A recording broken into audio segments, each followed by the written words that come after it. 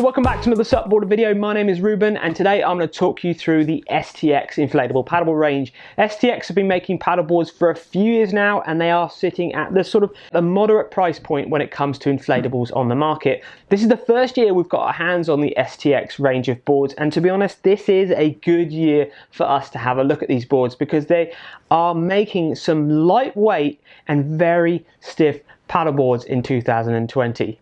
They've got a fairly simple but well-sized range of paddleboards out there, so it's not too complicated to understand which board is right for you.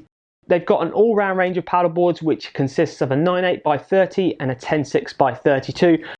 Then you've got your more touring, cruising-based paddleboards. You've got the Pure and you've got the Tourer, both 11.6 long by 32 wide and 6 inches thick. Then if you want to go a little bit faster, you've got your race iSUPs, both 12.6 long, one at 30 wide and one at 32 wide. And not forgetting the smallest board that they offer is the 8-foot kiddies version as well. They do most of these board shapes as well in a hybrid windsurf model, which means then you can get a universal joint on the front of your board and an extra fin box directly underneath so you can take it windsurfing. The price points of these boards, we're starting off with the smallest board, the 8-foot Junior. That retails at £409. Then it sort of goes all the way up to the race boards at £599. So between £400 and £600, you do find you can get a complete package and get on the water from STX. But at that price point, are they worth the money? That's the question you're going to be asking yourselves. So that's what we're going to look at now. We're going to look at the features that are on these boards, the constructions, the stiffnesses, and seeing if these boards really are good value for money and a board that you should be looking at in 2020. So one of the big things to talk about in 2020 is the construction of all of their boards. They're all double layer boards, so they're 2 layers of PVC. So they're similar to other boards on the market. The internal core is drop stitch, which is also very similar to a lot of boards. But they are using their new Fusion X-like construction, which is basically where the material underneath the PVC is woven fabric, so basically it absorbs less weight, making the boards much lighter than they were in previous years. Not only lighter, but I have heard that they are stiffer too. We haven't tested the last year's boards, so we can't tell you what they were like compared to them, but this year's boards, they are very stiff. If we talk about them in our deflection test, remember when we're talking about our deflection tests, what we do in a lot of our iSUPs, we're putting them on a gap of 1.5 meters apart, and we put 75 kilograms of weight on the center of the board, and then we measure how much the board bends or deflects. So we've done this with a lot of boards, hundreds of boards over the last few years. Now, when we put the standard all-round 10.6 free ride board in our deflection test and we put it up to 15 psi, which is the recommended psi pressure, although these boards can take up to 20 psi, we first did our test at 15 psi with 75 kilograms of weight.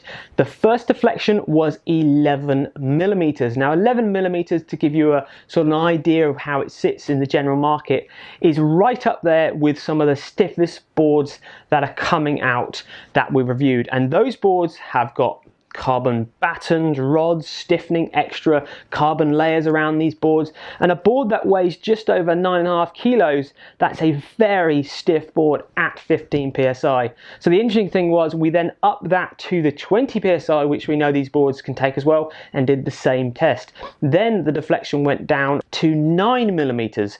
And the big thing to know about this is there are other boards on the market that can contend with this stiffness, but not at the weight. It's the weight of the board that is incredible with the stiffness combined. So you're getting a very lightweight board. All of these boards are made exactly the same way, a lightweight board and very stiff as well. So their new FXL construction really is making these boards very light and very stiff, and that was the biggest thing we noted as soon as we got them on our deflection test and actually paddled them on the water. You could feel the stiffness on these boards straight away. Now all of the STX boards are 6 inches thick, which is again great for stiffness, apart from the 9.8 smaller all-round board and the 8-foot Junior board. They're both 4 inches in thickness. So STX have got some fairly strong brand claims on their website regarding them being the lightest and stiffest boards on the market. And I have to say, after we've done our deflection test and the boards that we've reviewed so far in 2020, we're going to agree with them. They are incredibly light and stiff boards. Definitely, if you're looking at weight to stiffness ratio, they are the stiffest boards that we've tested in 2020. So apart from them all being the same FXL construction, what else do you get on the boards? What other features and fittings are finished off on this new STXs for 2020? So first off, the inflation valve is at the front of all of the STX boards, so therefore you're going to have to roll it up from the back towards the front. I personally really like having the inflation valve at the front because then it means when you roll your board up, your fin box is inside your board and you don't get a fin box or any fins sticking in your back. Moving down along the boards, all the boards are finished off with bungees up at the front there, so you can store cargo, flip-flops, drinks, etc. up at the front. The deck pad itself is an EVA deck pad. It's what they call a core grip. It's a honey grip deck pad. It's finished off in two ways. Different EVA sort of finish around your normal standing area, and then when you're moving back and transitioning down through the board, you've got a really grippy, sort of chunky EVA deck pad. The nice thing about having different deck pads throughout the board is you know where you're standing, especially if you're barefoot, and when you're moving around the board it does make it a bit easier to know where your feet are, because when you're paddleboarding you don't really want to be focusing at your feet, you actually really want to be looking up and keeping your eyes on the horizon, so that helps a little bit more of knowing where you are on the board. The handles are all neoprene backed STX branded handles, comfy, strong, nicely cut in around the EVA, easy to carry, good distances, and at the back of the boards you've got kick stomp pads at the back there. We love them on SUPboarder, great for getting your foot against for doing your step back turns or if you wanted to get into a bit of surf. If we look at the back and the bottom of the boards, especially on the pure tourer and race boards, you will see they have a rail saver, which is like a water releasing edge at the back of the board. So when you're going along, the water doesn't drag or catch and wrap around the back of the board. It just releases the water a little bit quicker, making it much easier to paddle those longer distances.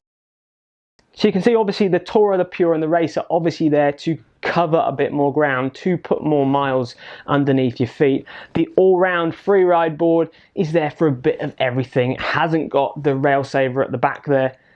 Therefore, the free ride all-round boards are generally much more family-based, all-round fun. Just get yourself into paddleboarding. If you're the lighter weight, up to about 60 kilos, 65 kilos, you should be looking at the 9.8, the smaller version, because it's not too wide. It's still going to be nice and easy for you to paddle. If you want to take more weight on them, or you weigh up to about 115 kilos, the bigger 10-foot 6x32 would be much better at taking a higher weight. It's a thicker board, so it's going to be able to take more weight, and we know it's incredibly stiff, as we just said with our deflection test. The other boards are not going to have a problem taking up to that 110, 115 kilos in weight either, but they are obviously going to offer you that much more glide because they are longer base boards. Not as easy to turn around, but much easier at covering more ground. So the longer, more touring shaped boards are probably boards aiming for more people wanting their own board than really going to share them with their friends and family like you would do with the free ride range of boards. As standard with the package, you get a slide-in plastic base fin, which is very common with a lot of iSUP brands. It's a very easy fin to get hold of, fairly strong, it's not the most hydrodynamic, and it isn't going to offer you the best performance, but it will get you on the water and get you paddling in a straight line. But STX are offering a pretty nice upgrade if you really want to improve the performance of your board, especially looking at the longer base touring or race iSUPs. They are offering a honeycomb glass slide-in clip fin box. This is the first fin we've seen of this quality offered in this fin box. It's not the cheapest of fins on the market, it retails at £75, but I know a lot of you out there have slide-in clip fin boxes. It might not be from an STX board, but this fin will offer you a performance upgrade. It's a much better profile, it's a nice, good fit in the fin box, and it's a good looking, well finished off, all-round shaped fin. So definitely this fin in the STX range in 2020 is something worth having a little shout about. With the packages you get a pretty standard 3-piece STX paddle, all logoed up. The blade shape, to be honest, looks quite nice and it's fairly strong, and I like the colorways, how they've kept it the same as their free ride boards. Also with the package you do get a bag. Now we haven't actually seen the bag for 2020 yet, but we have some photos here to show you of what the bag will look like. It looks fairly well made, a simple lightweight bag that's nicely finished off. It's got shoulder straps, no wheels, and it's possibly not as padded around the shoulder area as some more expensive brands, but remember these boards are fairly lightweight, so it's definitely not going to be too uncomfortable to carry these boards moderate distances. Another really good product that's worth a shout out, definitely from STX, is their inflatable pump. They offer a new pump that retails at £140. It's a fairly small, lightweight pump. It's rechargeable. You can also plug it into the car. Now, we've used this pump up a few boards. It seems relatively quiet and actually relatively quick. Maybe we need to get our hands on this and do a proper review and see how it compares to other pumps on the market. The things that this pump has got compared to the other pumps that we've reviewed, because we've reviewed a fair amount of pumps on SUPboarder, it's basically got a lot more of electronical stuff going on. It's got much more charging ports. I mean, for a start, you can charge it up from a USB, which is fantastic. It's all digital on here. It's got a light built in, so you can use it as a light as well. It works well. We pumped up 2 or 3 boards, and it holds its battery and it's easy to recharge. So if you're looking for an electric pump, also STX do offer a pump that definitely we think might deserve closer inspection. A nice little board that's definitely worth its own little mention is the Junior board. Being 8 foot long, 28 wide, it offers a good amount of stability for riders maybe up to sort of 13, 14, 15 years old. We had our young tester Izzy, who's 5, paddling this board. She really liked it because she found it light enough to carry herself. It only weighs 5.4 kilograms. Nice big central fin and 2 little mini side fins, so if your kids are struggling to paddle in a straight line, it's definitely going to be easy for them to move in a straight line. We'll see if Izzy has anything else to add about that board. What did you think of the board? Good. Was it easy to paddle? Yeah. Yeah? Was it easy to turn around? Yeah. And is it nice and light? Yeah. Is there anything you don't like about the board? I would like a handle at the back and a handle at the front. So then it's easier to move around, isn't it? Yeah. Yeah. So to finish off, let's give you a summary of the STX range and talk about who these boards would suit. So obviously they're not the cheapest boards on the market. They're not the most expensive boards on the market either. For the value, for the construction, the weight of these boards and the stiffness of these boards, they are very competitively priced at the sort of £400 to £600 price point.